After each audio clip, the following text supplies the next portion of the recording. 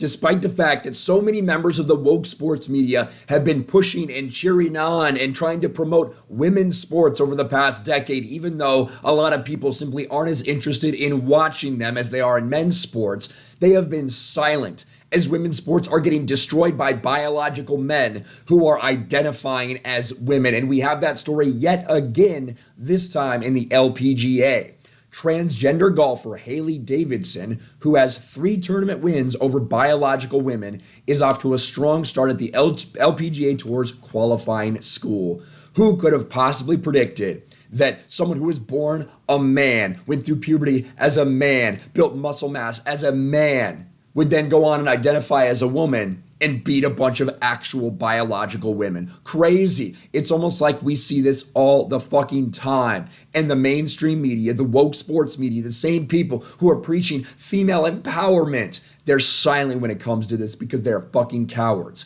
Transgender golfer stacks up wins against females, inches towards LPGA qualification. Could you imagine if this person right here, this very broad-shouldered person who's wearing a skirt, if they get on the LPGA Tour? Holy shit. Women's pro golf is one step closer to accepting a biological male as a card-carrying member of the transgender after the transgender golfer completed 2 rounds in the first stage of the qualifying school. Trans golfer Haley Davidson has targeted the LPGA to become the next battleground in the radical transgender agenda. Davidson shot a 70 on the first stage, and then the next day shot a 76. Apparently, from what they're saying here, this is laughable. According to LPGA rules, competitors for an LPGA card must score less than 88 for 3 rounds in the qualifying school to earn a place as a women's pro golfer. Maybe that's a typo. Maybe it's 78, because if it's 88, that would just be fucking ridiculous. An 88, that's the level that we're talking about. People who are playing bogey golf, people who can just barely break 90, that's what we're talking about. If you've ever played golf, you understand that. I almost never play golf anymore. I'll go out there and I'll probably shoot 85, 86. That's me. Who I play maybe once or twice a year at this point. I would say I'm above average golfer for most people that randomly go out there on the weekend, but this is embarrassing for the LPGA. Here's Haley D. Golf. Let's see, happy Transgender Day of Visibility. This is what they look like before. This is what they look like now. In 2010, the LPGA removed the requirement that members must be female at birth to belong on the tour.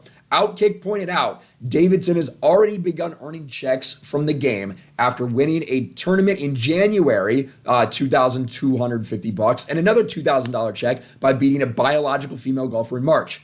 This person is already out there beating biological women and making money from it, and they're just one step closer to being on the LPGA Tour. Now, they were apparently making excuses about their performance because of slow play from a partner. That's why they shot a 76.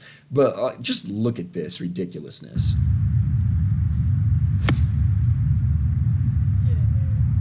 That is a man's swing. Like that. That is a man's swing. If you've been out there, you can tell the difference between the way that men swing and the way that women swing. Not a surprise. Huge advantage for this person, but the mainstream media will stay silent about it. Let me know your thoughts about this in the comments below. Smash a like button, subscribe to the channel, ring the bell for notifications, share this video out there, and I'll talk to you later.